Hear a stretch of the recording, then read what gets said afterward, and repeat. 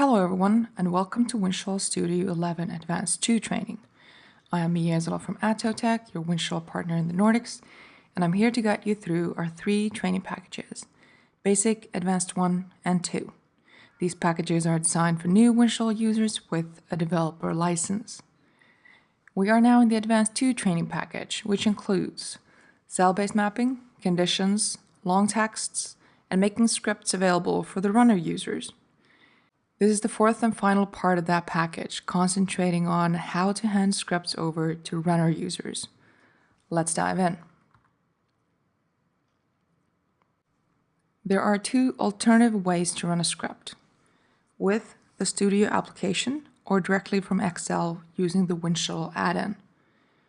For either one to work, you of course need a Windchill license, which can be a developer or a runner license, and you have to have the Studio application installed on the computer. Installing the application also installs the add-in, which you can then use without opening Windchill Studio. You will see a new menu in Excel, Windchill Run, and clicking it, you will find all the settings and options for running a script. The add-in is most useful when the script developer has published a script or several into the Excel file, which means that the appropriate scripts are embedded in the file. Should you have any issues seeing this new menu in Excel, you should first check the settings in Windchill Studio. That is under File, Options, Data. Make sure Enable Excel Add-in is ticked on. The second thing to check is in Excel, the add-in settings. However, how to check the COM add-ins depends on your Excel version, so we're not going to go into that right now. As mentioned, running a script with the Excel add-in is easiest when the script has been published to the Excel file. Publishing is a task for the developer, and it should be done after the script has been tested appropriately. When the developer has the script open in Windchill Studio, Publish button can be found in the Run menu. In Excel, under the new Windchill Run menu, you are able to log on to Windchill and then to SAP. Now, if there are published scripts in the Excel file, you can see a drop-down list of those in the ribbon, and you can select the one you want to run. The Run button is further down to the right in the ribbon. So far in the training videos, we have always run scripts based on start and end rows in the Studio application, and that's the default option here as well. However, more options are available in the add-in, namely selected and filtered. The latter one can be quite handy with a large number of Excel rows, out of which you want to see and manage a smaller part based on some criteria.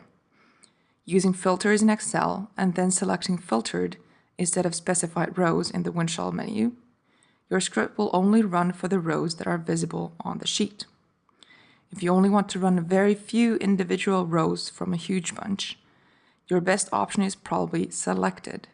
This is just about using your mouse and control key on the keyboard to select the data rows you want and then running the script with the selected option. Another extra feature in the add-in is lookup values. This can help when you are entering the data into Excel, as it brings you a list of acceptable values based on the cell your cursor is in when you click on the button. So if you're wondering which controlling area to enter, put the cursor in the Excel cell for controlling area and click on Lookup Values. The list of valid values that you see next can come directly from SAP, or the script's developer may have defined a specific reduced list for that field in this script. In any case, all you have to do is select the appropriate value.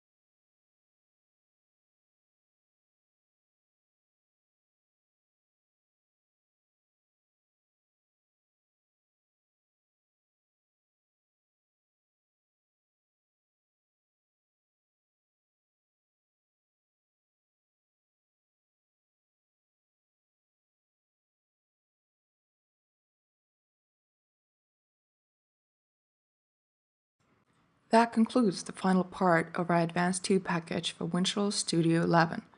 With Basic and Advanced 1 and 2 training packages, you have now seen all the different features and capabilities that Visual Studio's transaction scripts have to offer. You should be able to create your own scripts, add conditions and loops to them, as well as include long text fields and link scripts together for a bigger process. It's been a pleasure. Thank you for joining.